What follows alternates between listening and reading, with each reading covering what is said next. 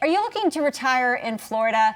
Maybe you should be looking elsewhere. According to Nataxis Investments 2019 Global Retirement Index, the United States isn't even in the top 10 for the best countries to retire in.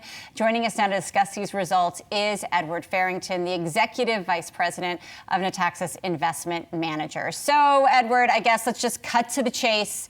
Tell me where we should all move. So I want to be clear, this survey is not about where we should move in retirement. It's about the quality of life for retirees in countries throughout the world.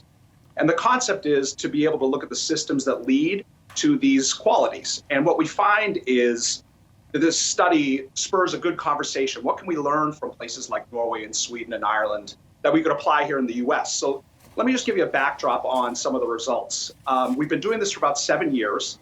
And once again, we see the Nordic countries perform quite well. And why do they perform well? Strong healthcare systems, high per capita income, and income equality. Now let's look at the US, where we've fallen 2 spots in the survey this year to number 18. And we have some warning signs that I think we need to think about. Number 1 is we have high per capita income, but we have growing income inequality. Number 2, we spend more on healthcare per capita than any country in the world, yet our life expectancy is actually falling. And then lastly is we see that there's increasing pressure on government resources. So when we think about retirees, they're consistently concerned, they have anxiety about, will Social Security be there for me? Will Medicare be there for me? So that leads not only to financial stress, but it leads to actual stress, which can cause some real problems for them in their longer life in retirement.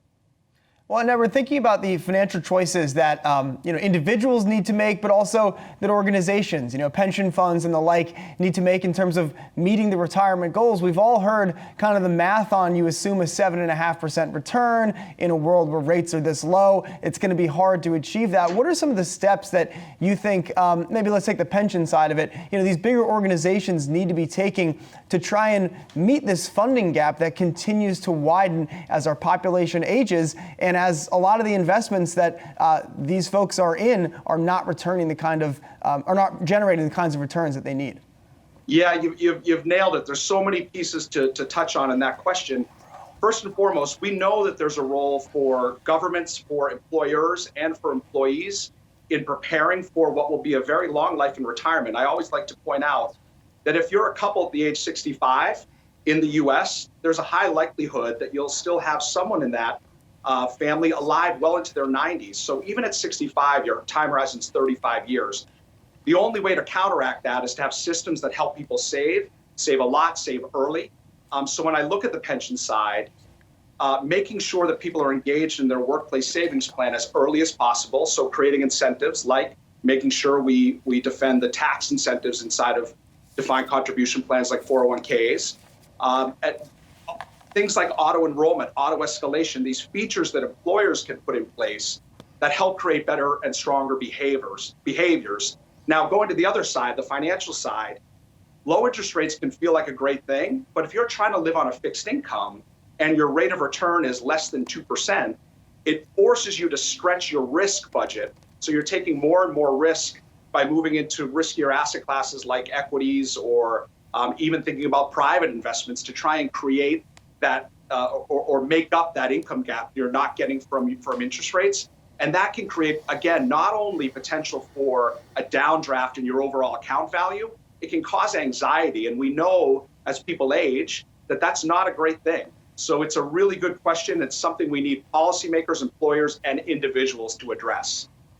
Can we talk about some of the countries that performed worse on this study than the United States? I have number 25, the Slovak Republic, but also Japan and France are in here as well. Can you talk about what's happening there?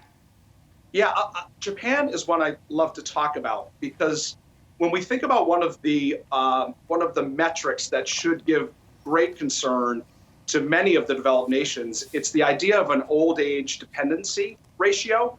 How many workers are in the system today for how many retirees are no longer working. And right now, just as an example, the US is about 2.5 workers for every person living in retirement. And we know that by the year 2060, that number will be we're currently at 2.5 3.5 per every retiree. We're going to go to 2.5 for every retiree. That continues to put strain on the amount of money going into these systems. Japan is an even more extreme case. They're north of 5 workers and declining over time. So we know that old age dependency ratio is something that we need to think about. And we certainly know countries like Japan need to address it.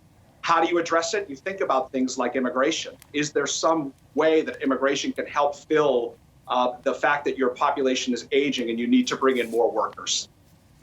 Ed Harrington, thank you so much for walking us through your study. Hey investors, Zach Guzman here. Are you interested in learning more about the markets and getting the latest financial news? Well, then click right here to subscribe to our Yahoo Finance YouTube channel.